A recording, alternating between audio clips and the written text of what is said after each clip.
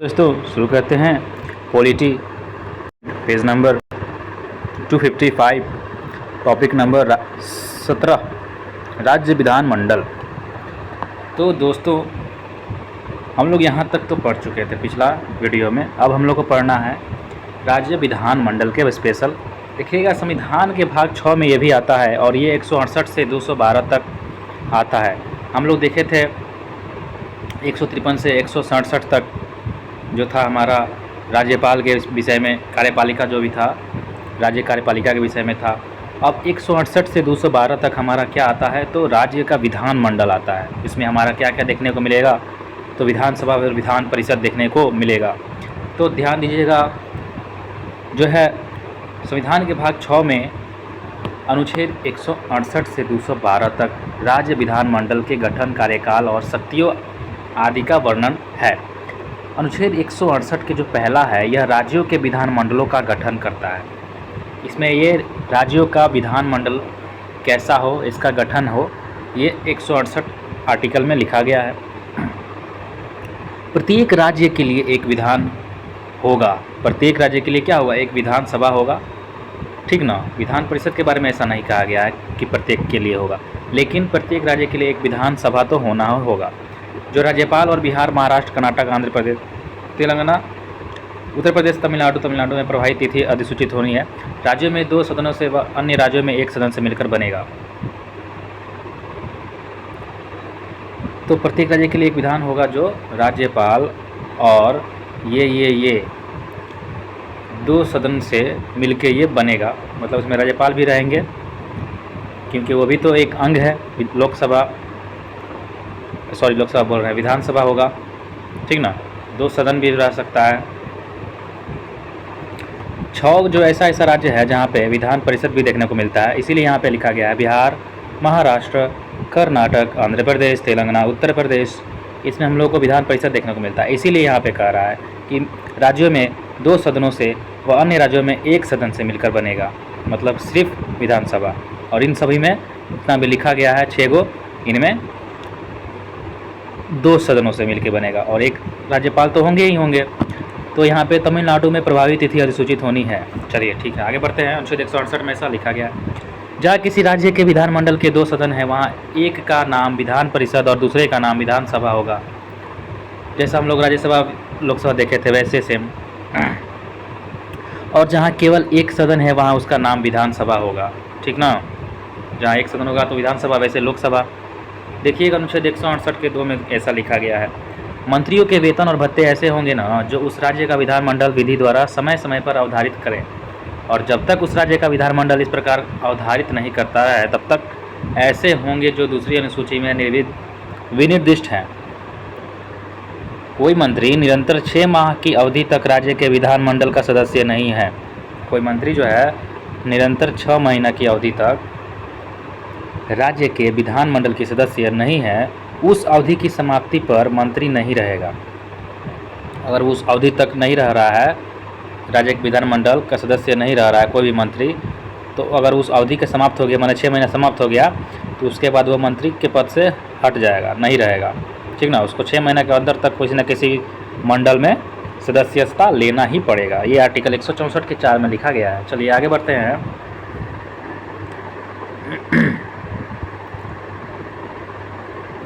विधान परिषद के बारे में देखा जाए तो किसी राज्य में विधान परिषद की स्थापना और समाप्ति का प्रावधान जो है अनुच्छेद 169 में दिया गया है। किसी भी राज्य का विधान परिषद है, उसकी स्थापना या फिर समाप्ति किया जाए, ये प्रावधान किस आर्टिकल में है, तो अनुच्छेद 169 में दिया गया। अनुच्छेद 169 में दिया गया। तो हम लोग देख रहे थे 169 में क्या था, स्थापना और समाप्ति था, ठीक ना। किसका, विधान परिषद का। किसका, विधान परिषद का। और विधानसभा का किस में था, 168 में तो राज्यों का विधानमंडलों का गठन है। 168 में 1 में ऐसा लिखा गया है कि विधानमंडल, विधानसभा, विधान और विधान परिषद से मिलकर बनेगा और राज्यपाल से। 168 के 2 कह सकते हैं, ऐसा लिखा गया है कि इसमें विधानसभा होगा, ठीक ना। चलिए, तो 169 स्पेशल विधान परिषद के लिए लिखा गया है क्योंकि यहाँ से क्वेश्चन आता भी है। एक विधान परिषद से किस आर्टिकल के थ्रू विधान परिषद का स्थापना कर सकते हैं या फिर उसको हटा सकते हैं। तो 9-6 करके हम लोग विधान परिषद को बना सकते हैं, बिगाड़ सकते हैं। 169 मतलब 9-6 करके हम लोग क्या कर सकते हैं, विधान परिषद को स्थापना भी कर सकते हैं, समाप्ति भी कर सकते हैं। कौन करेगा? तो लोकसभा, राज्यसभा। विधान परिषद राज्य विधानमंडल का उच्च सदन होता है। जैसे हम लोग राज्यसभा होता है वैसे ही विधानसभा क्या होता है, सॉरी विधान परिषद जो होता है वो राज्य विधानमंडल का उच्च सदन होता है। यदि किसी राज्य की विधानसभा, ध्यान रखिएगा, राज्य की विधानसभा अपने कुल सदस्यों के, पूरा सदस्य जितना भी है राज्यसभा विधानसभा, कुल सदस्यों के पूर्ण बहुमत तथा उपस्थिति मतदान करने वाले सदस्यों के 2/3 बहुमत से प्रस्ताव पारित करें। मतलब कि यदि किसी राज्य की विधानसभा अपने कुल सदस्यों के पूर्ण बहुमत तथा उपस्थिति, अपने कुल सदस्यों के पूर्ण बहुमत, पूरा बहुमत तथा उपस्थिति मतदान करने वाले सदस्यों के 2/3 बहुमत से प्रस्ताव पारित करे तो संसद उस राज्य में विधान परिषद स्थापित कर सकती है।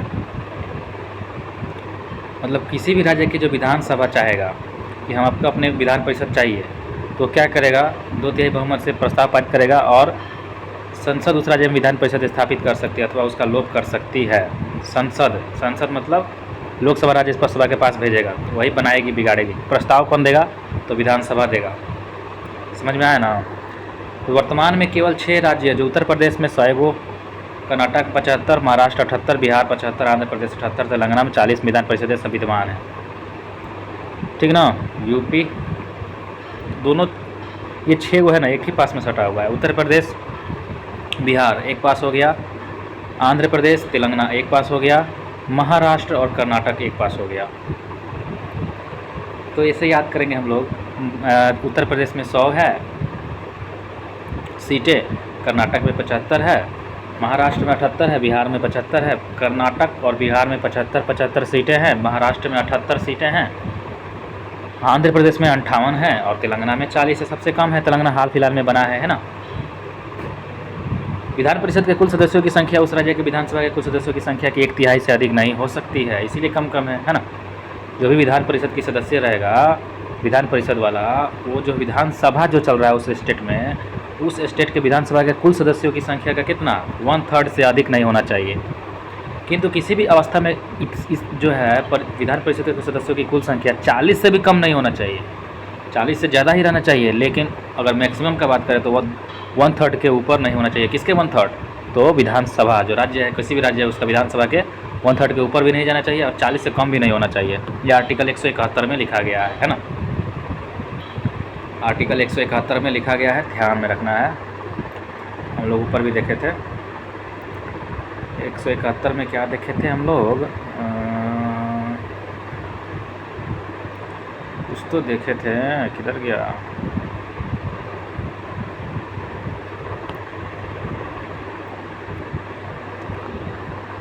हाँ यहाँ पे दिखा है कि राज्य विधान परिषद की कुल सदस्य संख्या का 1/6 भाग सदस्यों को नियुक्त करता है जिनका संबंध विज्ञान, साहित्य, कला। अच्छा।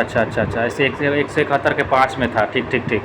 इसमें राज्यपाल क्या कर सकता है, तो विधान परिषद में 1/6 भाग सदस्यों की नियुक्ति कर सकता है। 171 के 5 में ऐसा लिखा गया है। और सिर्फ 171 हम लोग पढ़े थे अभी, सिर्फ 171 में ऐसा लिखा गया है कि कम से कम 40 से कम नहीं होना चाहिए और मैक्सिमम 1/3 से ज़्यादा भी नहीं होना चाहिए विधानसभा के लोगों से। चलिए आगे बढ़ते हैं। विधान परिषद का सदस्य बनने के लिए न्यूनतम आयु सीमा 30 वर्ष होना चाहिए, है ना। विधान परिषद का ध्यान रखिएगा। विधान परिषद के प्रत्येक सदस्य का कार्यकाल 6 वर्ष होता है, 2-2 साल तक बदलते हैं, किंतु प्रति दूसरे वर्ष 1/3 सदस्य अवकाश ग्रहण करते हैं व उनके स्थान पर नवीन सदस्य निर्वाचित होते हैं। यदि कोई व्यक्ति किसी सदस्य की मृत्यु या त्यागपत्र द्वारा ही आकस्मिक रिक्ति को भरने के लिए निर्वाचित होता है तो वह सदस्य शेष अवधि के लिए ही सदस्य रहता है, 6 वर्ष के लिए नहीं। विधान परिषद के सदस्यों का निर्वाचन अनुपातिक प्रतिनिधित्व एकल संक्रमणीय मत पद्धति द्वारा ही होता है, ठीक ना। विधान परिषद के कुल सदस्यों के 1/3 सदस्य राज्य के स्थानीय स्वशासी संस्थाओं के एक निर्वाचन मंडल द्वारा निर्वाचित होते हैं। जो विधान परिषद के कुल सदस्य होते हैं, 1/3 सदस्य जो होते हैं विधानसभा वाले, उनके 1/3 सदस्य राज्य की स्थानीय स्वशासी संस्थानों के, राज्य के जो स्थानीय स्वशासी संस्थान हैं, संस्था उसके एक निर्वाचक मंडल के द्वारा निर्वाचित होते हैं। 1/3 सदस्य राज्य का विधानसभा के सदस्यों के द्वारा, 1/3 सदस्य कौन, तो राज्य के विधानसभा के सदस्यों द्वारा निर्वाचित होते हैं। देखिए 1/3 जो होते हैं ना, 1/3 में 3 में 1 हिस्सा वो राज्य के विधानसभा सदस्य निर्वाचित करता है। राज्य का कौन, विधानसभा, ध्यान में रखना है, राज्य के विधानसभा सदस्य निर्वाचित करते हैं 1/3, सबसे ज़्यादा 3 में 1 हिस्सा। 1/12 सदस्य उन स्नातक द्वारा निर्वाचित किया जाता है जो कम से कम 3 साल पूरा कर लिया हो। स्नातक, हम भी स्नातक पूरा कर चुके हैं 3 साल, हम भी क्या कर सकते हैं, तो 1/12 में चुनाव अपना दे सकते हैं। जितना भी आए पब्लिक सदस्य हो 1/12 में हम स्नातक हो गए हैं तो हम क्या कर सकते हैं, अपना चुनाव दे सकते हैं। 1/12 सदस्य उन अध्यापकों के द्वारा निर्वाचित होते हैं जो कम से कम 3 वर्ष माध्यमिक पाठशाला अथवा उनमें से ऊंची कक्षाओं में शिक्षण कार्य कर रहे हों। 1/12 वो भी अध्यापक निर्वाचित होते हैं जो कम से कम 3 वर्षों से माध्यमिक पाठशाला अथवा उनसे ऊंची कक्षा में शिक्षण कार्य कर रहे हों। अनुच्छेद 171 के 3 तथा 1/6 सदस्यों का राज्यपाल उन नियुक्तियों की मनोनीत करता है। यहाँ पे थोड़ा कन्फ्यूजन हो गया। देखिए यहाँ पे कह रहा है 1/6 सदस्यों का राज्यपाल उन व्यक्तियों को मनोनीत करता है जिन्हें साहित्य, कला, विज्ञान, अच्छा सॉरी अनुच्छेद 171 के 3 में भी है, तथा 1/6 सदस्यों का राज्यपाल उन व्यक्तियों में से मनोनीत करता है जिन्हें साहित्य, कला, विज्ञान, सहकारिता आंदोलन या सामाजिक सेवा के संबंध में विषय ज्ञान हो। ये आर्टिकल 171 के 5 हम लोग अभी देख के आए थे, ठीक ना। 171 के 3 में भी वही चीज़ हम लोग पीछे भी देखे थे। विधान परिषद की किसी भी बैठक के लिए कम से कम 10 या विधान परिषद के कुल सदस्यों की दशमांश इनमें से जो भी अधिक हो गणपूर्ति होगा। मैंने विधान परिषद की किसी भी बैठक करने के लिए कम से कम 10 या विधान परिषद के कुल सदस्यों का दशमांश मतलब 1/10 इनमें से जो भी अधिक हो गणपूर्ति करेगा। कम से कम 10 गो होना चाहिए, 10 से ज़्यादा भी हो सकता है चलेगा, या फिर 1/10 हो तभी वो चलेगा। मान लीजिए 42 गो है, 42 का 1/10 कितना हो गया,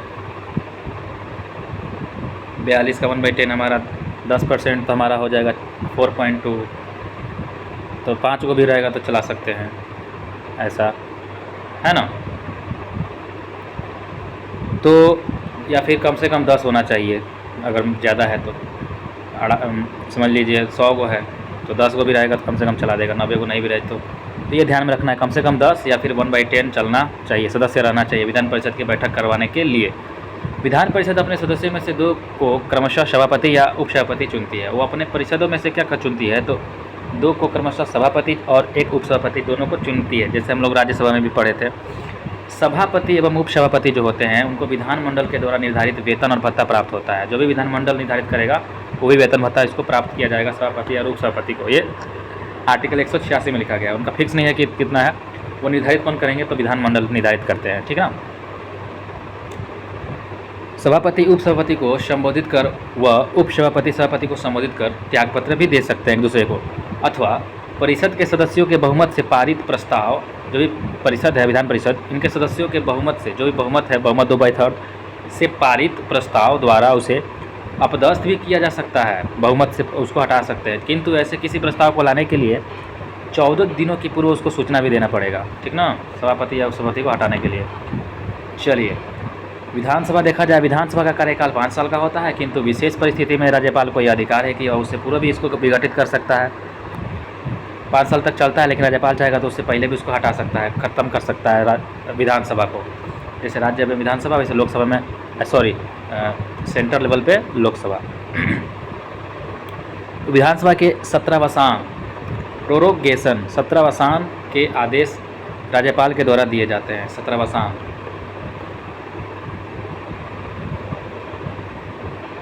विधानसभा में निर्वाचित होने के लिए न्यूनतम आयु सीमा 25 साल होनी चाहिए। प्रत्येक राज्य की विधानसभा में कम से कम 60 और अधिक से अधिक 500 सदस्य होते हैं। कम से कम 60 होना चाहिए, विधानसभा की बात कर रहा है। और विधान परिषद में कम से कम कितना था जी, 40 गो था, ध्यान रखना है। लेकिन वही विधानसभा का बात करते हैं, विधान परिषद में तो कम से कम 60 होना ही चाहिए, और लेकिन विधानसभा का बात करते हैं तो राज्य विधानसभा में कम से कम 60 होना चाहिए। या फिर अधिक से अधिक 500 सदस्य हो सकते हैं, 500 से ज़्यादा नहीं हो सकते हैं, ठीक है। अपवाद में लेकिन है, अपवाद में गोवा 40 गो है। छोटा है इसीलिए अपवाद में गोवा 40 गो रखा गया है। मिजोरम में भी 40 गो है, सिक्किम में 32 गो है विधानसभा में सीट। इसे अनुच्छेद 371 के तहत विशेष राज्य की दर्जा देकर यह व्यवस्था किया गया। इसे आर्टिकल 371 के तहत क्या किया गया, तो विशेष राज्य की दर्जा देकर यह व्यवस्था किया गया था। विशेष राज्य दर्जा देकर इसको क्या किया गया, तो ये व्यवस्था किया गया। ठीक है, विशेष है ये, इसलिए इसमें 40 गो रहेगा तभी चलेगा। तो गोवा और मिजोरम में 40-40 गो है और हमारा सिक्किम में मात्र 32 गो है सीट, है ना, विधानसभा सीट। गोवा मिजोरम में कितना है, 40-40 गो, सिक्किम में 32 गो, याद रहेगा ना। विधानसभाओं में जनसंख्या के आधार पर अनुसूचित जातियों और जनजातियों के लिए स्थानों का आरक्षण किया जाता है। विधानसभा जो होता है ना, उसमें जनसंख्या के आधार पर, किसमें, विधानसभाओं में जनसंख्या के आधार पर अनुसूचित जाति जो होते हैं, SC हो गए या फिर जनजाति हो गए, ST हो गए, उनके लिए स्थान का आरक्षण रखता है। उनके सीट रिजर्व रहते हैं। ये आर्टिकल 332 के तहत उनका सीट रिजर्व रहता है विधानसभा में, ठीक ना। विधानसभा की अध्यक्षता करने के लिए एक अध्यक्ष का चुनाव करने का अधिकार सदन को ही प्राप्त है। वही खुद अध्यक्ष चुनते हैं जो इसकी बैठकों का संचालन करता है। साधारणतया देखा जाए विधानसभा अध्यक्ष सदन में मतदान नहीं करता।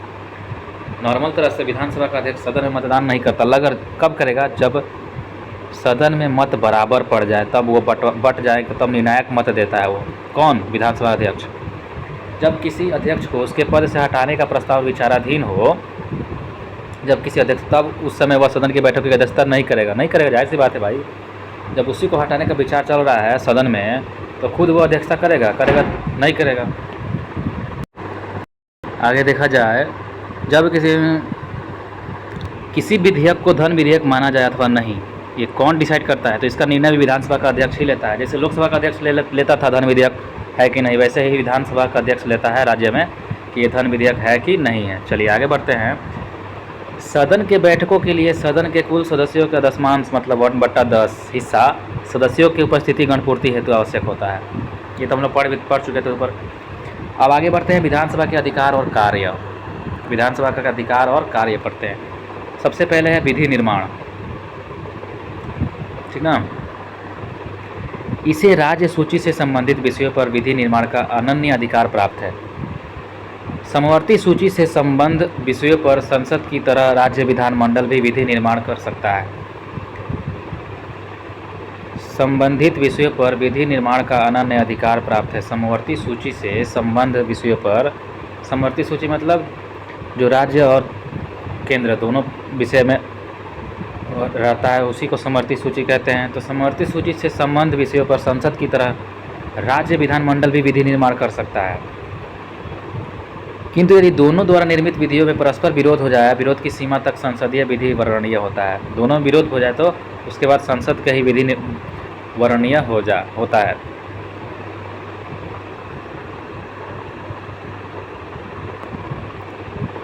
तो राज्य सूची से संबंधित विषयों पर विधि निर्माण का अनन्य अधिकार किसको होता है, विधानसभा के, ठीक ना। राज्य सूची से संबंधित जो भी हो, समवर्ती सूची से संबंधित विषयों पर संसद की तरह राज्य विधानमंडल भी विधि निर्माण कर सकता है। किंतु यदि दोनों द्वारा निर्मित विधियों पर परस्पर विरोध हो जाए तब संसद उसका वर्ण करेगा, ठीक ना। वित्तीय विषयों से संबंधित प्रक्रिया देखा जाए, वित्तीय विषय से मतलब पैसों से रिलेटेड जो संबंधित प्रक्रिया है, तो राज्य विधानमंडल राज्य सरकार की वित्तीय अवस्था को पूर्णतः नियंत्रित करता है। राज्य विधानमंडल जो है, राज्य सरकार की जो वित्तीय अवस्था है उसको पूरी तरह नियंत्रित करता है राज्य विधानमंडल। प्रत्येक वित्तीय वर्ष के प्रारंभ में विधानमंडल के सम्मुख वार्षिक वित्तीय विवरण अथवा बजट प्रस्तुत किया जाता है, जिसमें शासन की आय और व्यय का विवरण हो रहता है। शासन की क्या रहता है, आय और व्यय का विवरण रहता है। बजट वित्त मंत्री द्वारा रखा जाता है। बजट किसके द्वारा, तो वित्त मंत्री द्वारा रखा जाता है। दूसरा नंबर कह रहा है, कोई धन विधेयक प्रारंभ में विधान परिषद में प्रस्तुत नहीं किया जा सकता। कोई भी धन विधेयक जो है शुरुआत में विधान परिषद में प्रस्तुत किया जा सकता है, तो कोई धन विधेयक शुरुआत में विधान परिषद में प्रस्तुत नहीं होता है। कहाँ होता है, तो विधान सभा में होता है ना। जब विधानसभा किसी धन विधेयक को पारित कर देती है, जब विधानसभा किसी धन विधेयक को पारित कर देती है, तब वह विधान परिषद के पास भेज दिया जाता है। विधान परिषद को 14 दिनों के भीतर विधानसभा को लौटाना पड़ता है। विधान परिषद उस विधेयक के संबंध में बस संस्तुतियाँ तो दे सकती है, किंतु उसे रोक नहीं सकती, उसको अस्वीकार नहीं कर सकते कि हम संतुष्ट नहीं है विधान परिषद। विधान परिषद रहे चाहे नहीं रहे, विधानसभा बोल दिया धन विधेयक के लिए तो होगा ही, उसको राज्यपाल भी नहीं लौटा सकता है, क्योंकि उसके संस्तुति पे ही होता है, पहले पूर्व संस्तुति पे, ठीक ना। तो 14 दिन के भीतर उसको कहना पड़ता है चलिए ठीक है, हाँ में हाँ मिलाना रहता है, और न उसमें संशोधन ही कर सकती है। विधानसभा द्वारा पारित किए जाने वाले 14 दिनों के बाद विधेयक को दोनों सदनों द्वारा पारित समझ लिया जाता है तथा राज्यपाल को उस पर अपनी सहमति देनी पड़ती है, क्योंकि उसकी पूर्व सहमति से ही सब किया रहता है वो। तो राज्यपाल भी उस पर क्या कर सकते हैं, उस पर सहमति दे देते हैं, अंतिम में साइन कर देते हैं।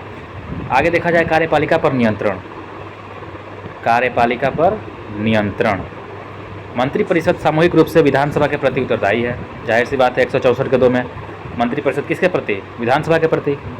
जब कभी मंत्रिपरिषद के विरुद्ध अविश्वास प्रस्ताव पारित कर दे सामने वाला पार्टी, तो समूचा मंत्रिपरिषद को त्याग पत्र देना पड़ेगा, ठीक ना। कब मंत्रिपरिषद के विरुद्ध अविश्वास प्रस्ताव पारित कर दे, चाहे कि सीएम के प्रति अविश्वास प्रस्ताव अगर वो सच्चा हो गया तो सबको त्याग पत्र देना पड़ेगा, ठीक ना। पूरा मंत्रिपरिषद को त्याग पत्र देना पड़ता है।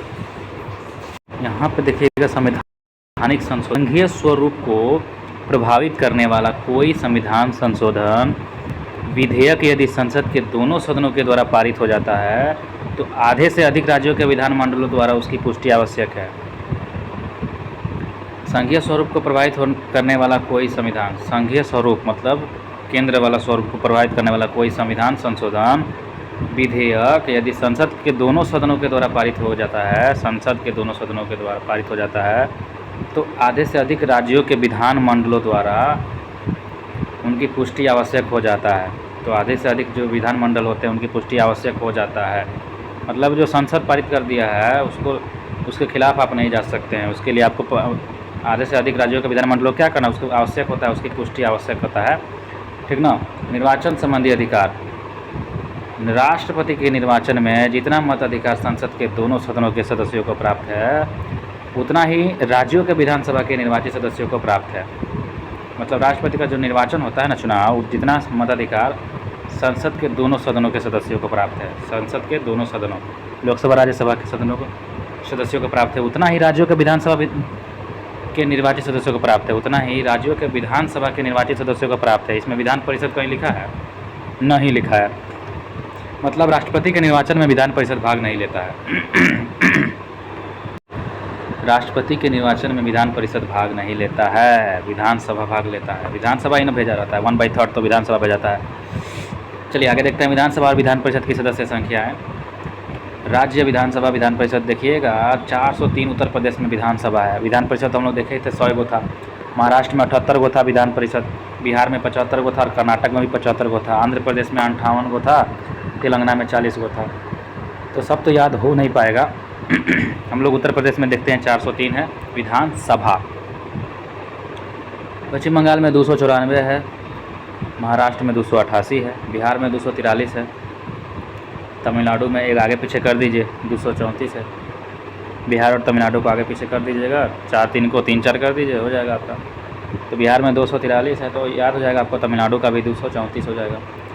मध्य प्रदेश का 2 गो कम है 230 है, कर्नाटक के 6 गो कम है 224 है, राजस्थान एकदम एक्यूरेट 200 खतरनाक है। यहाँ से उतना क्वेश्चन नहीं पूछेगा, नहीं। विधान परिषद पूछ सकता है कितना सीट है विधान परिषद, विधानसभा में उतना नहीं पूछेगा। बस बड़ा याद रखना है, सबसे ज़्यादा 403 उत्तर प्रदेश में है, ऊपर का टॉप 3 को 4 को याद रखिए बस। पश्चिम बंगाल में 294 है, महाराष्ट्र में 288 है, बिहार तो सबको याद है, उसका उल्टा कर दीजिए, तमिलनाडु हो गया, बात खत्म। राजस्थान एकदम एक्यूरेट 200। तो उत्तर प्रदेश 403, पश्चिम बंगाल 294, पश्चिम बंगाल 294, प में 4 जैसा बना हुआ है तो हम लोग 294 के लास्ट में 4 बना हुआ है, ऐसे याद कर सकते हैं।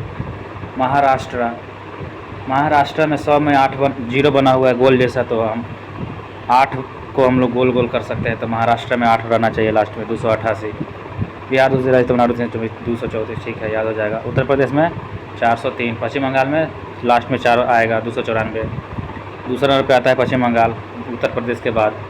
तीसरा नंबर पे आता है महाराष्ट्र 288, 100 में 8 बना हुआ है तो यहाँ पे 288, बिहार में 243 और तमिलनाडु में 234 और राजस्थान में 200। चलिए आगे देखा जाए, हम लोग उत्तर प्रदेश में 100 गो विधान परिषद देखे थे, उत्तर प्रदेश में 100 गो, महाराष्ट्र में 78 गो, बिहार में 75 और कर्नाटक में भी 75।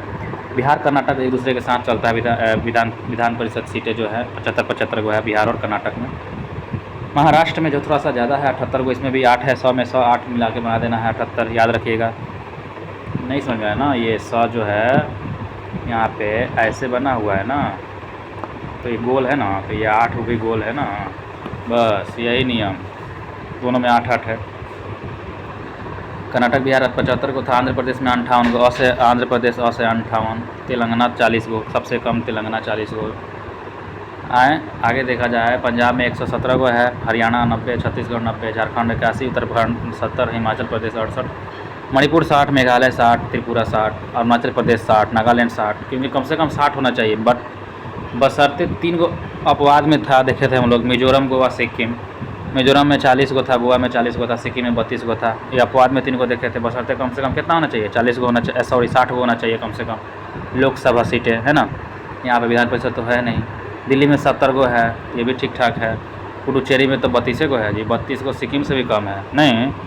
तो ये चलिए, ये केंद्र शासित है इसीलिए। जम्मू कश्मीर में 90 को है, ये भी ठीक ठाक है, 60 से कम नहीं होना चाहिए। लेकिन यहाँ पे पुडुचेरी में सबसे कम है, 30 को है। सिक्किम में हम सोचे थे सबसे कम है 32 को, लेकिन पुडुचेरी में तो 30 को है, 2 को और कम है। चलिए ध्यान रखिएगा, आगे बढ़ते हैं। महत्वपूर्ण अधिकारियों का मासिक वेतन, ये भी याद रखता है, यहाँ से क्वेश्चन आ सकता है। राष्ट्रपति का सबसे ज़्यादा होता है 5 लाख, उपराष्ट्रपति का उससे थोड़ा कम होता है, 1 लाख कम, 4 लाख। राष्ट्रपति का 5 लाख, उपराष्ट्रपति का 4 लाख। लोकसभा अध्यक्ष का कितना होता है, तो इसका भी 4 लाख होता है। तो उपराष्ट्रपति जो हो गए, लोकसभा अध्यक्ष, दोनों का कितना होता है, 4 लाख होता है। ध्यान रखिएगा, उपराष्ट्रपति क्या होता है, तो राज्यसभा का सभापति होता है। तो इसका कितना है, 4 लाख मिलता है। राज्यपाल का कितना है, हम लोग देखे थे 3.5 लाख था। सर्वोच्च न्यायालय के मुख्य न्यायाधीश जो होते हैं 280 था। सर्वोच्च न्यायालय के अन्य न्यायाधीश 250 था। सर्वोच्च न्यायालय के अन्य न्यायाधीश का, उच्च न्यायालय के मुख्य न्यायाधीश का 285 था, और उच्च न्यायालय के अन्य न्यायाधीश का 225 है। नियंत्रक और महालेखा परीक्षक का 250 होता है। नियंत्रक महालेखा परीक्षक किसके बराबर है, उच्च न्यायालय के मुख्य न्यायाधीश के बराबर है। नियंत्रक और महालेखा परीक्षक उच्च न्यायालय के मुख्य न्यायाधीश के बराबर 2.5 लाख है। नियंत्रक महालेखा परीक्षक कितना है, 2.5 लाख है। कितना है, 2.5 लाख है। नियंत्रक एवं महालेखा परीक्षक का 2.5 लाख है, और मुख्य चुनाव आयुक्त का भी 2.5 लाख ही है। मुख्य चुनाव आयुक्त का क्या है, 2.5 लाख ही है। महान्यायवादी का 2.5 लाख है। नियंत्रक महालेखा परीक्षक, मुख्य चुनाव आयुक्त, महान्यायवादी कितना है, सबका 2.5 लाख है। इसमें से एक ही सबसे कम है, उच्च न्यायालय के अन्य न्यायाधीशों का 225 है, बाकी सबका 2.5 लाख है। नियंत्रक महालेखा परीक्षक हो जाए, मुख्य चुनाव आयुक्त हो जाए, या फिर महान्यायवादी हो जाए, सबका 2.5 लाख है। एक ही का कम है, वो कौन है, तो बेचारे उच्च न्यायालय हैं और उनके अन्य न्यायाधीश हैं। उच्च न्यायालय के मुख्य न्यायाधीश का तो ठीक है, भी 2.5 लाख है, लेकिन अन्य न्यायाधीशों का मात्र 225 है, ठीक ना। चलिए, शपथ एवं त्याग पत्र देखा जाए तो राष्ट्रपति का पद जो है, इसका शपथ मुख्य न्यायाधीश दिलाता है। त्याग पत्र उपराष्ट्रपति को दिया जाता है। राष्ट्रपति त्याग पत्र उपराष्ट्रपति को देंगे, शपथ मुख्य न्यायाधीश दिलवाएंगे। उपराष्ट्रपति को राष्ट्रपति शपथ दिलवाते हैं, त्याग पत्र राष्ट्रपति, मतलब एक दूसरे से खेलते हैं दोलापाती।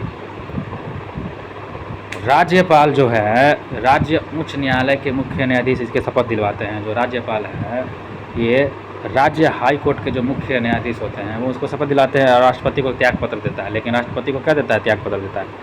मुख्य न्यायाधीश जो होता है, वो राष्ट्रपति शपथ दिलवाता है मुख्य न्यायाधीश को, और राष्ट्रपति को ही त्याग पत्र देता है।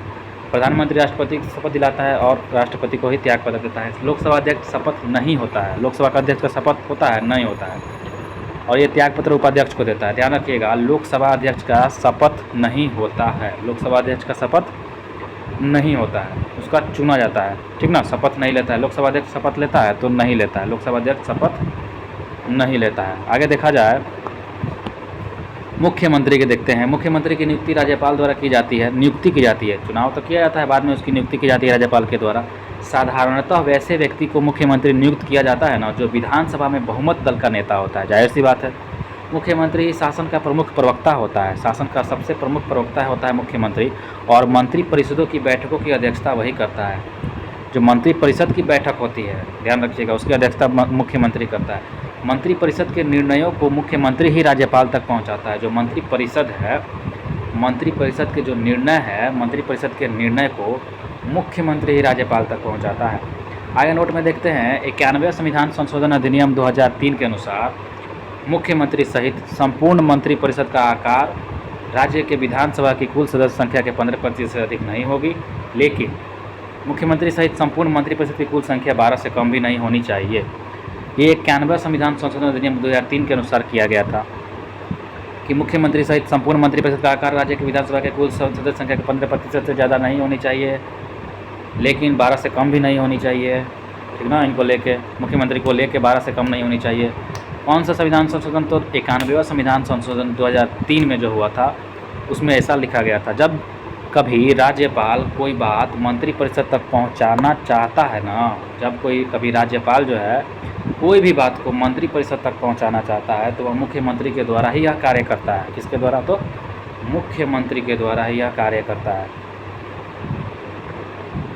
मतलब बिचवनिया है मुख्यमंत्री। आगे देखा जाए तो राज्यपाल के सारे अधिकारों का प्रयोग मुख्यमंत्री ही करता है।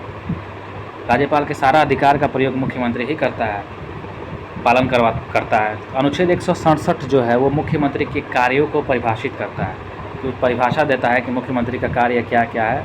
तो 167 क्या है? मुख्यमंत्री के कार्य है, उसकी परिभाषा है। मुख्यमंत्री के कार्यों की परिभाषा, क्या क्या करना है, क्या क्या नहीं करना है, ये मुख्यमंत्री के कार्यों की क्या है? तो परिभाषा है। चलिए आगे देखा जाए तो केंद्र शासित प्रदेश पढ़ते हैं। तो केंद्र शासित प्रदेश वह क्षेत्र है ना जो केंद्र सरकार के सीधे नियंत्रण में होता है। वर्तमान में 8 केंद्र शासित प्रदेश है। दादरा नगर हवेली दमन दीव को 26 जनवरी 2020 को एक साथ मिला दिया गया, ठीक ना। ब्रिटिश शासनकाल में 1874 में, ध्यान रखिएगा, ब्रिटिश शासनकाल जब था 1874, उस समय कुछ अनुसूचित जिला बनाया गया था। क्या बनाया गया था? अनुसूचित जिला। बाद में इसे मुख्य आयुक्ति क्षेत्र के नाम से जाना जाने लगा, ठीक ना। स्वतंत्रता के बाद जब स्वतंत्र हो गया तो इन्हें भाग ग राज्यों तथा घ प्रदेशों की श्रेणी में रखा गया। भाग ग राज्यों तथा घ प्रदेशों की श्रेणी में रखा गया। 1956 में 7वें संविधान संशोधन अधिनियम व राज्य पुनर्गठन अधिनियम के तहत इन्हें केंद्र शासित प्रदेशों के रूप में गठित किया गया। 1956 में 7वां संविधान संशोधन अधिनियम जो हुआ था, 7वां संविधान संशोधन अधिनियम और राज्य पुनर्गठन अधिनियम के तहत इन्हें केंद्र शासित प्रदेशों के रूप में गठित किया गया। धीरे धीरे कुछ केंद्र शासित प्रदेशों को राज्य का दर्जा मिल गया। धीरे धीरे कुछ केंद्र शासित प्रदेश जो थे, धीरे धीरे उनको राज्य का दर्जा भी मिल गया, ठीक ना। हिमाचल प्रदेश, मणिपुर, त्रिपुरा, मिजोरम, अरुणाचल प्रदेश एवं गोवा शुरुआत में केंद्र शासित प्रदेश हुआ करते थे, लेकिन अब ये सभी तरह पूर्ण तरह से क्या है? तो राज्य बन गए हैं। तो ध्यान में रखिएगा, जो हिमाचल प्रदेश है, मणिपुर है, त्रिपुरा है, मिजोरम है, अरुणाचल प्रदेश है और गोवा है, सब शुरुआत में केंद्र शासित प्रदेश थे, बाद में जाके पूर्ण राज्य बना है, ठीक ना। तो यहाँ पे देखा जाए थोड़ा सा केंद्र शासित प्रदेशों का गठन वर्ष, तो अंडमान और निकोबार द्वीप समूह जो है, अंडमान निकोबार द्वीप समूह 1956 में इसका क्या किया गया था? तो गठन किया गया था 1956 में। दिल्ली का 1956 में ही किया गया, लक्षद्वीप का 1956 में किया गया। तो उन तीनों को एक साथ याद रखिएगा, अंडमान निकोबार द्वीप समूह, दिल्ली और लक्षद्वीप। दिल्ली और लक्षद्वीप माने इधर का जितना है अंडमान निकोबार हो गया, अच्छा अंडमान निकोबार तो इधर साइड हो गया, दिल्ली और लक्षद्वीप इधर एक साइड हो गया। तीनों का 1956 में ध्यान रखना है। दादरा नगर हवेली 1961 में, दादरा और नागर हवेली दमन और दीव, इसको तो एक में मिला दिया गया था। तो 1961 में इसका गठन किया गया था, केंद्र शासित प्रदेश का गठन वर्ष। पुडुचेरी को 1966 में, पुडुचेरी को 1966 में, चंडीगढ़ को भी 1966 में, जम्मू कश्मीर और लद्दाख को 2019 में हम लोग पीछे भी देख चुके थे। आगे बढ़ा जाए तो नोट में कह रहा है 1950 में संविधान में राज्यों और संघीय क्षेत्रों को 4 वर्गों में वर्गीकृत की गई थी। 1950 में क्या हुआ था? संविधान में राज्य और जो केंद्र शासित क्षेत्र हो जाएंगे वही संघीय क्षेत्र, उसको 4 वर्गों में वर्गीकृत की गई थी। भाग ए, भाग बी, भाग सी के अंतर्गत तथा भाग डी के अंतर्गत, ठीक ना। अच्छा, भाग ए, भाग बी, भाग सी इसके अंतर्गत राज्य को तथा भाग डी के अंतर्गत संघ क्षेत्र को बांटा गया था। ABC में राज्य और डी में संघ क्षेत्र बांट दिया गया था, ठीक ना, 4 वर्गों में। ध्यान रखिएगा 1950 के संविधान संशोधन 1950 में संविधान में राज्यों और संघीय क्षेत्रों को। आगे देखा जाए तो जम्मू एवं कश्मीर पुनर्गठन विधेयक 2019 के तहत पूर्व जम्मू एवं कश्मीर राज्य को 2 अलग संघीय क्षेत्रों में विभक्त कर दिया गया। जम्मू एवं कश्मीर पुनर्गठन विधेयक जो था, जम्मू और कश्मीर के लिए जो पुनर्गठन विधेयक पास किया गया 2019 के तहत पूर्व जम्मू एवं कश्मीर राज्य को क्या कर दिया गया? तो 2 अलग अलग क्षेत्र, संघीय क्षेत्र में विभक्त कर दिया गया, जो पहले एक में था। 2019 में उसको अलग कर दिया गया, जम्मू और कश्मीर को अलग कर दिया गया। जम्मू एवं कश्मीर रक्त संघीय क्षेत्र तथा लद्दाख संघीय क्षेत्र। जम्मू और कश्मीर रक्त संघीय क्षेत्र हो गया और लद्दाख अलग कर दिया गया, उसको लद्दाख बोल दिया गया, लद्दाख संघीय क्षेत्र, ठीक ना। तो ये अलग हो गया। संसद में भारत सरकार ने इन 2 संघीय क्षेत्रों के सृजन के निम्न कारण स्पष्ट किए थे। संसद में भारत सरकार ने इन 2 संघीय क्षेत्रों के सृजन में बनाने के लिए अलग से कारण स्पष्ट किए थे। कौन कौन सा कारण था हम लोग देखते हैं। तो जम्मू और कश्मीर संघीय क्षेत्र हो गया और लद्दाख संघीय क्षेत्र हो गया, ठीक ना। चलिए इसके कारण देखते हैं। सृजन के निम्न कारण स्पष्ट किए, क्या क्या कारण था। जम्मू एवं कश्मीर राज्य का लद्दाख संभाग विशाल क्षेत्रफल किंतु विरल जनसंख्या एवं कठिन भूपटल वाला इलाका है, इसीलिए लद्दाख के लोगों की पुरानी मांग थी कि उसे संघीय क्षेत्र का दर्जा दिया जाए, जिससे कि वे अपनी आकांक्षाओं की पूर्ति कर सके। डायरेक्ट संघ का उस पर हुकूमत रहे। लद्दाख संघीय क्षेत्र में कोई विधायिका नहीं होगी, वहाँ पे कोई भी विधायिका नहीं होगी। लद्दाख संघीय क्षेत्र में कोई विधायिका नहीं होगी। दूसरे नंबर में कि वर्तमान में जो आंतरिक सुरक्षा देखा जाए वातावरण को ध्यान में रखते हुए, तो जम्मू और कश्मीर राज्य में सीमा पार से प्रायोजित आतंकवाद के कारण जम्मू एवं कश्मीर संघीय क्षेत्र का सृजन किया गया था। जम्मू कश्मीर को क्यों किया गया, उसको संघीय क्षेत्र में क्यों लिया गया? आतंकवाद के कारण। जम्मू और कश्मीर संघीय क्षेत्र की विधायिका होगी, जम्मू एवं कश्मीर जो होगी ये संघीय क्षेत्र की विधायिका इसकी होगी। तो जम्मू और कश्मीर संघीय क्षेत्र की विधायिका है और लद्दाख की संघीय क्षेत्र में कोई विधायिका नहीं होगी, तो उसका कोई विधायिका नहीं है, ठीक ना। लद्दाख का कोई विधायिका नहीं है और जम्मू कश्मीर का विधायिका है, ध्यान में रखना है।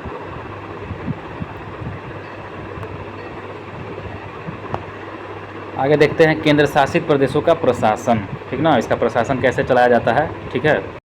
तो चलिए देखते हैं केंद्र अंतर्गत अनुच्छेद 239 से 241 में केंद्र शासित प्रदेशों के संबंध में उपबंध है। किसमें? भाग 8 में अनुच्छेद 239 से 241 में क्या है, तो केंद्र शासित प्रदेशों के बारे में लिखा हुआ है। भाग 8 के 239 के 241 केंद्र शासितों के बारे में लिखा गया है, ठीक ना। यद्यपि सभी केंद्र शासित प्रदेश एक ही श्रेणी के हैं, लेकिन उनकी प्रशासनिक पद्धति में समानता नहीं है। देखा जाए तो सभी केंद्र शासित प्रदेश एक ही श्रेणी के हैं, लेकिन फिर भी उनकी प्रशासनिक पद्धति में समानता नहीं है। और हम लोग ऊपर भी देखे चुके थे, एक में कह रहा है कि लद्दाख में कह रहा है कोई विधायिका नहीं होगी और जम्मू कश्मीर में संघीय क्षेत्र की विधायिका होगी, ठीक ना। तो यहाँ पे अलग अलग देखने को मिला। प्रत्येक केंद्र शासित प्रदेशों का प्रशासन जो है राष्ट्रपति द्वारा संचालित होता है, जो एक प्रशासक के माध्यम से किया जाता है, ठीक ना। प्रशासन का प्रशासनिक का अर्थ ही हो गया प्रशासन। राष्ट्रपति क्या करेगा, उसका माध्यम से किया जाता है। केंद्र शासित प्रदेश का जो प्रशासक है वो राष्ट्रपति का एजेंट या फिर अभिकर्ता होता है, जो राज्यपाल ही कह सकते हैं एक तरफ से, लेकिन केंद्र शासित प्रदेशों में उसको क्या बोला जाता है, एजेंट या फिर अभिकर्ता कहा जाता है, न कि राज्यपाल की तरह राज्य प्रमुख, ठीक ना। लेकिन होता है राज्यपाल की जैसा ही, लेकिन उसका नाम अलग होता है, एजेंट या फिर अभिकर्ता कहा जाता है, ठीक। राष्ट्रपति प्रशासक को पद नाम दे सकता है, अच्छा, उसका पद का नाम भी दे सकता है प्रशासक को। वर्तमान में यह पद नाम जो है उपराज्यपाल का नाम लेके बैठा हुआ है, ठीक ना। तो अगर उपराज्यपाल का नाम कहा जाए तो किसका क्या बोला जाएगा, तो ये प्रशासनिक क्षेत्र वाला हो जाएगा। अथवा मुख्य आयुक्त अथवा प्रशासक हो सकता है, तो राज्यपाल, मुख्य आयुक्त बोल दिया जाए या फिर प्रशासक बोला जाता है, हम लोग क्या समझेंगे। तो केंद्र शासित प्रदेश के जितने भी हो गए प्रशासक जो राष्ट्रपति भेजता है उसी को कहा जाता है एज ए राज्यपाल के जैसा, ठीक है। राष्ट्रपति किसी राज्य के राज्यपाल को राज्य से सटे केंद्र शासित प्रदेशों को प्रशासक नियुक्त कर सकता है। राष्ट्रपति जो है किसी राज्य के राज्यपाल को, राष्ट्रपति किसी राज्य के राज्यपाल को क्या कर सकता है, तो राज्य से सटा हुआ जो केंद्र शासित प्रदेश है, राज्य से सटे केंद्र शासित प्रदेशों का प्रशासक नियुक्त कर सकता है, ठीक ना। इस हैसियत में राज्यपाल अपनी मंत्रिपरिषद के बिना स्वतंत्र रूप से कार्य करता है। इस हैसियत में राज्यपाल क्या कर सकता है, तो अपनी मंत्रिपरिषद के बिना भी स्वतंत्र रूप से कार्य करेगा। उसके बगल वाला जो सटा हुआ केंद्र शासित प्रदेश अगर मिल जाए, मान के चलिए मुंबई उसके बगल में हो जाएगा हमारा दमन दीव, है ना, तो क्या कर सकता है, तो राज्यपाल अपनी मंत्रिपरिषद के बिना स्वतंत्र रूप से कार्य कर सकता है। केंद्र शासित प्रदेश देखा जाए कार्यपालिका, विधायिका, न्यायपालिका। अंडमान निकोबार द्वीप में जो है कार्यपालिका, वो हमारा जो है केंद्र शासित प्रदेश में उपराज्यपाल नाम है उसका प्रशासक का। विधायिका नहीं है, कलकत्ता उच्च न्यायालय के अधीन नहीं आता है। चंडीगढ़ में प्रशासक कहा जाता है, पंजाब हरियाणा उच्च न्यायालय के अधीन आता है, हम लोग ऊपर पढ़ चुके थे। दादर नगर हवेली दमन दीव हो जाता है, ये प्रशासक वहाँ पे कहा जाता है। और बम्बई उच्च न्यायालय के अधीन ये आता है। दिल्ली जो है वहाँ पे उपराज्यपाल, मुख्यमंत्री, मंत्रिपरिषद, कार्यपालिका वहाँ पे है। दिल्ली में तीनों हैं। कहा है दिल्ली देश की राजधानी है, भले केंद्र शासित है, फिर वहाँ पे उपराज्यपाल तो है ही जो राष्ट्रपति नियुक्त करते हैं, उसके साथ साथ मुख्यमंत्री भी रखा गया है, मंत्रिपरिषद भी रखा गया है। दिल्ली को है ना ध्यान में रखना है, दिल्ली में मुख्यमंत्री मंत्रिपरिषद है ना। और वहाँ पे विधानसभा जो होता है, जब वहाँ पे जब मंत्रिपरिषद है तो यह सब विधानसभा भी होगा। तो विधानसभा 70 सदस्य है। कितना है? 70 सदस्य है। दिल्ली में विधायिका के तौर पे विधानसभा में कितने सदस्य हैं? तो 70 के सदस्य हैं। और अलग उच्च न्यायालय है उसका, एक क्या है, अलग हाईकोर्ट है, हम लोग पीछे भी देख चुके थे, है ना। लक्षद्वीप में देखा जाए तो वहाँ पे प्रशासक है और वो केरल उच्च न्यायालय के अधीन आता है। पुडुचेरी को देखा जाए तो वहाँ भी देखिए, पुडुचेरी जैसे कि दिल्ली में है उपराज्यपाल, मुख्यमंत्री, मंत्रिपरिषद, वैसे भी पुडुचेरी में भी क्या है, उपराज्यपाल है जो राष्ट्रपति लागू करते हैं, मुख्यमंत्री और मंत्रिपरिषद है, मुख्यमंत्री और मंत्रिपरिषद है। और विधानसभा में 30 गो सदस्य है। विधानसभा में कितना सदस्य है? सबसे कम पुडुचेरी में हम लोग देखे थे 30 गो सदस्य है। उसके बाद सिक्किम में देखे थे 32 गो था। और ये पुडुचेरी जो है ये मद्रास उच्च न्यायालय के अधीन आता है। किधर आता है? मद्रास हाईकोर्ट के अधीन आता है। लद्दाख में देखा जाए तो यहाँ पे उपराज्यपाल है और जम्मू कश्मीर उच्च न्यायालय के अधीन ये आता है। जम्मू कश्मीर में हाईकोर्ट है ना, हम लोग देखे थे।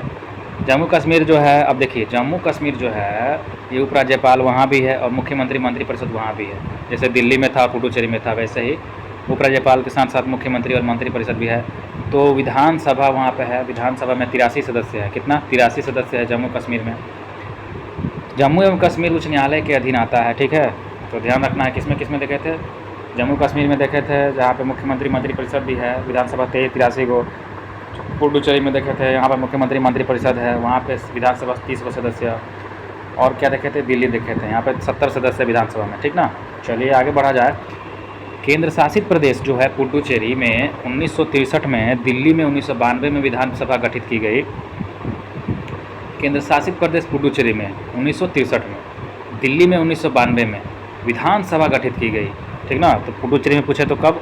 1963 में केंद्र शासित प्रदेश पुडुचेरी में 1963 में विधानसभा गठित किया गया और दिल्ली में 1992 में विधानसभा गठित किया गया। पुडुचेरी दिल्ली में था ना जी। और मंत्रिमंडल मुख्यमंत्री, और कौन था? जम्मू कश्मीर था। चलिए, तो मंत्रिमंडल मुख्यमंत्री के अधीन कर दिया गया। मंत्रिमंडल जो था किसके अधीन कर दिया गया? मुख्यमंत्री के अधीन कर दिया गया।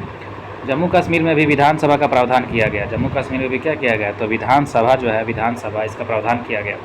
लेकिन अभी मई 2024 तक वहाँ चुनाव नहीं हुआ है। जम्मू कश्मीर में भी विधानसभा का प्रावधान किया गया, लेकिन मई 2024 तक वहाँ चुनाव नहीं किया गया है। अभी हो सकता है हुआ है। आगे देखते हैं। पंजाब, नोट में देखिएगा, पंजाब का राज्यपाल चंडीगढ़ का भी प्रशासक होता है। जो पंजाब का राज्यपाल है वही चंडीगढ़ का प्रशासक होता है, ठीक ना। दादरा व नगर हवेली का प्रशासक दमन और दीव का भी प्रशासक होता है। लक्षद्वीप का अलग प्रशासक होता है, लक्षद्वीप का एक अलग प्रशासक होता है, ठीक ना। संसद केंद्र शासित प्रदेशों के लिए तीनों सूचियों के विषयों पर विधि बना सकती है। तीनों सूची के विषयों पर विधि बना सकती है केंद्र शासित प्रदेशों के लिए। तीनों सूचियों के विषय में क्या बना सकती है? तो विधि बना सकती है संसद। संसद के इस शक्ति का विस्तार पुडुचेरी, दिल्ली और जम्मू कश्मीर तक है। संसद के इस जो शक्ति है, इस शक्ति का विस्तार पुडुचेरी, दिल्ली और जम्मू कश्मीर तक है। जबकि इनकी अपनी विधायिकाएँ हैं, जबकि इनकी अपनी खुद की भी विधायिकाएँ हम लोग पढ़े थे। यानी किसी केंद्र शासित राज्य की अपनी विधायिका होने के बावजूद राज्य सूची के विषय पर संसद के विधायिका शक्ति खत्म नहीं होती, परंतु पुडुचेरी एवं दिल्ली विधानसभा राज्य सूची और एवं समवर्ती सूची के विषय पर कानून बना सकती है। परंतु पुडुचेरी और दिल्ली क्या हो सकता है? तो विधानसभा राज्य सूची एवं समवर्ती सूची के विषय पर कानून बना सकती है।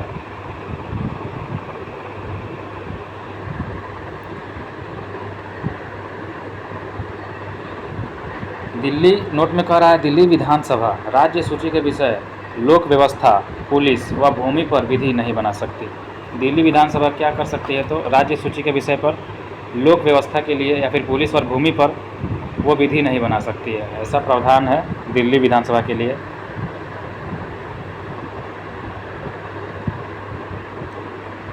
यहाँ पे लिख रहा है कि पुडुचेरी और दिल्ली विधानसभा राज्य सूची एवं समवर्ती सूची के विषय पर कानून बना सकती है। राज्य सूची और समवर्ती सूची लेकिन राज्य सूची के विषय में एक ऑप्शनल में ये है, एक्सेप्शन में, कि लोक व्यवस्था, पुलिस और भूमि पर ये छोड़ के ये बाकी पे अपना विधि बना सकती है, ठीक ना। दिल्ली के लिए लिखा गया है।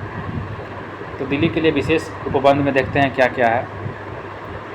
1991 में 69वें संविधान संशोधन विधेयक में केंद्र शासित प्रदेश दिल्ली को विशेष हैसियत प्रदान की गई थी। हम लोग देखे थे 1991 में 69वां संविधान संशोधन विधेयक में क्या किया गया, तो केंद्र शासित प्रदेश जो दिल्ली था उसको विशेष हैसियत प्रदान की गई और इसे राष्ट्रीय राजधानी क्षेत्र दिल्ली कहा गया और लेफ्टिनेंट गवर्नर को दिल्ली का प्रशासक नामित किया गया। जो लेफ्टिनेंट गवर्नर होते हैं उन्हीं को दिल्ली का प्रशासक नामित कर दिया गया, लेफ्टिनेंट गवर्नर को, ठीक ना।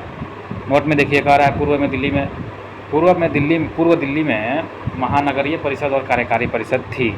शुरू में महानगरीय परिषद और एक कार्यकारी परिषद हुआ करती थी पूर्व दिल्ली में। और यह ध्यान रखना है 1991 में 69वां संविधान संशोधन विधेयक में केंद्र शासित प्रदेश दिल्ली को विशेष हैसियत प्रदान की गई थी, ठीक ना। चलिए आगे बढ़ते हैं, हम लोग देखते हैं केंद्र राज्य संबंध में, ठीक ना। केंद्र और राज्य का संबंध, टॉपिक नंबर 18, केंद्र राज्य संबंध। भारतीय संविधान 11 भाग 11 में अनुच्छेद 245 से 255 और 7वीं अनुसूची के तहत निर्धारित है। भारतीय संविधान के केंद्र राज्यों के बीच में जो संबंध है वो भाग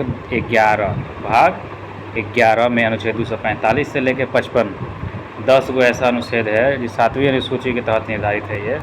ये किस अनुसूची के तहत है, तो 7वीं अनुसूची के तहत निर्धारित। तो भारत में केंद्र और राज्य संबंध जो है संघवाद की ओर उन्मुख है और संघवाद की इस प्रणाली को कनाडा के संविधान से लिया गया है। कहाँ से? कनाडा के संविधान से। तो केंद्र और राज्य संबंध जो है उन्मुख और संघवाद की इस प्रणाली को कहाँ से लिया गया है, तो कनाडा के संविधान से लिया गया है केंद्र राज्य संबंध। भारतीय संविधान में केंद्र और तथा राज्य के मध्य विधायी, प्रशासनिक तथा वित्तीय शक्तियों का विभाजन किया गया है। भारतीय संविधान में केंद्र तथा राज्य के बीच में विधायी, प्रशासनिक और वित्तीय शक्तियों क्या किया गया है, तो विभाजन किया गया, बंटवारा किया गया है। लेकिन न्यायपालिका को विभाजन की परिधि से बाहर रखा गया है। किसको? न्यायपालिका को विभाजन की परिधि से कहाँ रखा गया है, तो बाहर रखा गया है। भारतीय संविधान की 7वीं अनुसूची में केंद्र एवं राज्य की शक्तियों के बंटवारे से संबंधित 3 सूची दी गई है।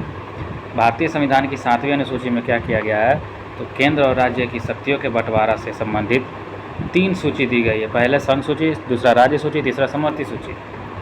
और ये है जो भारतीय संविधान की 7वीं अनुसूची में केंद्र और राज्य की शक्तियों का बंटवारा। हम लोग ऊपर देखे थे 7वीं अनुसूची 255 से 245 से 255 और 7वीं अनुसूची के तहत निर्धारित है। तो यही 7वीं अनुसूची के तहत संघ और राज्य समवर्ती सूची रखा गया है।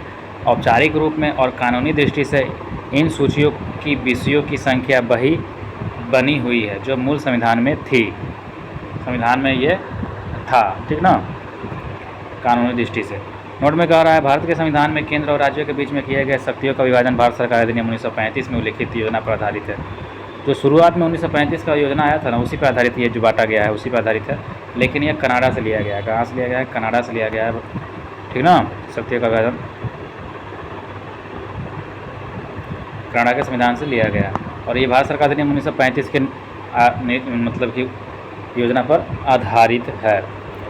संघ सूची, राज्य सूची, समवर्ती सूची देखते हैं। संघ सूची में उन विषयों को शामिल किया गया है जो राष्ट्रीय महत्व के हैं, जो राष्ट्रीय के महत्व के लिए हैं, राष्ट्र के, ध्यान रखिएगा, राष्ट्रीय महत्व के लिए। संघ मतलब राष्ट्र, तथा जिन पर कानून बनाने का एकमात्र अधिकार केंद्रीय विधायिका अर्थात संसद को है। इस पे कानून कौन बना सकता है? संघ पे, तो संसद बना सकता है। इस सूची में इस समय कुल 100 विषय हैं। कितना? 100 विषय हैं। मूलतः 97 को था, लेकिन अभी 100 को हो गया है, ठीक ना, संघ में। जिनमें प्रमुख है रक्षा, विदेशी मामला, युद्ध, अंतर्राष्ट्रीय संधि, अणु शक्ति भी, सीमा शुल्क। सीमा शुल्क किसमें है? सीमा शुल्क, एक सीमा से दूसरा सीमा में जा रहा है, सीमा शुल्क लगेगा। संघ सूची में आता है जनगणना संघ, विदेशी ऋण, डाक, तार प्रसारण, टेलीफोन, विदेशी व्यापार, रेल, वायु, जल परिवहन, ये सब किसके सब संघ सूची में आएगा, ठीक ना। सीमा शुल्क भी किसमें आता है? सीमा शुल्क, कस्टम संघ सूची में आता है, ठीक ना। राज्य सूची, इनमें से उन विषयों को शामिल किया गया है जो स्थानीय महत्व के हैं, स्थानीय महत्व के लिए हैं, ठीक ना, राष्ट्रीय के नहीं, स्थानीय, तथा जिन पर कानून बनाने का एकमात्र अधिकार राज्य को होगा। जाहिर सी बात है, राज्य विधानमंडल को है। लेकिन कुछ विशेष परिस्थितियों में संसद भी कानून बना सकती है। विशेष परिस्थिति आ गया, झगड़ा उड़ा हो जाएगा तो क्या कर सकता है? कानून अपने में ले लेगा, संसद बोलेगा हाँ देखते हैं, तुम लोग छोड़ो। तो इस सूची में शामिल विषयों की संख्या 61 है। मूलतः 66 को था, जो घट के 61 हो गया। ये 5 को किधर चल गया? तो 5 को ये समवर्ती में चला गया, ठीक ना। जिनमें प्रमुख है लोक सेवा। लोक सेवा किसमें है? राज्य सेवा, राज्य सूची में है। लोक सेवा हो गया, कृषि हो गया, कारागार हो गया, भू राजस्व हो गया, लोक व्यवस्था, पुलिस, लोक स्वास्थ्य हो जाएगा। स्वास्थ्य, लोक स्वास्थ्य भी किसमें है? राज्य सूची में है। स्थानीय शासन, ऐसे लग रहा है लोक स्वास्थ्य समवर्ती में होगा, लेकिन नहीं, लोक स्वास्थ्य जो है वो राज्य सूची का विषय है। स्थानीय शासन हो गया, स्थानीय शासन, क्रय विक्रय एवं सिंचाई आदि।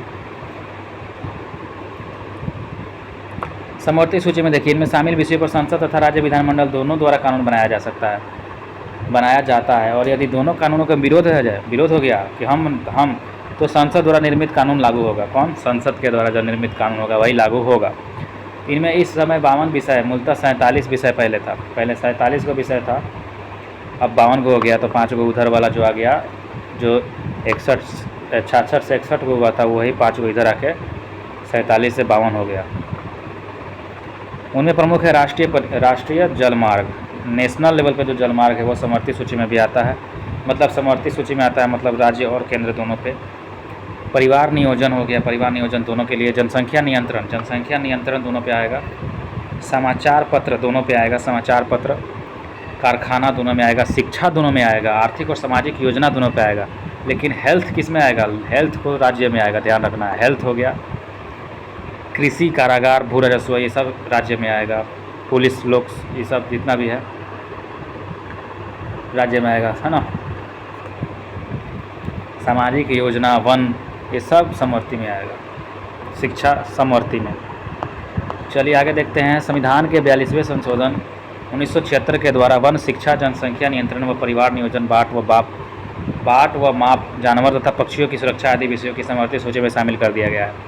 संविधान के 42वें संशोधन 1976 के द्वारा क्या किया गया? तो वन, शिक्षा, जनसंख्या नियंत्रण व परिवार नियोजन, बाट और माप, जानवर तथा पक्षियों की सुरक्षा आदि विषयों को समवर्ती सूची में शामिल कर दिया गया।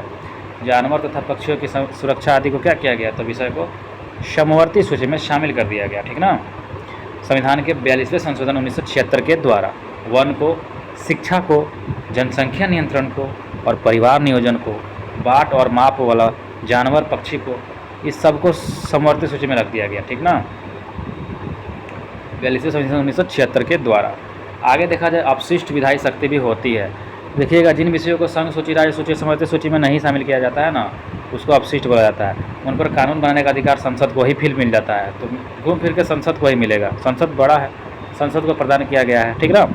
अपशिष्ट विधायी शक्ति किसको? संसद को। अपशिष्ट मतलब साइबर क्राइम, ये सब तो उसमें है नहीं।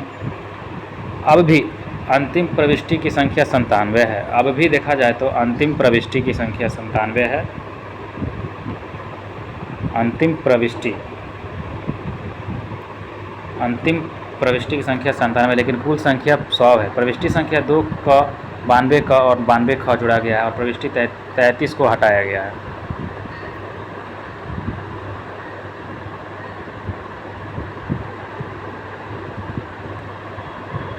चलिए आगे देखा जाए। अब भी अंतिम प्रविष्टि 66 है। प्रविष्टि संख्या 11, 19, 20, 29 और 36 को हटाया गया है। अब भी अंतिम प्रविष्टि संख्या 47 है, लेकिन इनमें कुछ कुल संख्या 52 है। प्रविष्टि का 11 का, 17 का, 17 का, 20 का और 33 का जोड़ा गया है। ओहो, मतलब जो संघ वाला में था, हम लोग देखे थे 97, लेकिन कुल संख्या 100 है। पहले कितना था? 97 था। अभी कितना है? 100 है।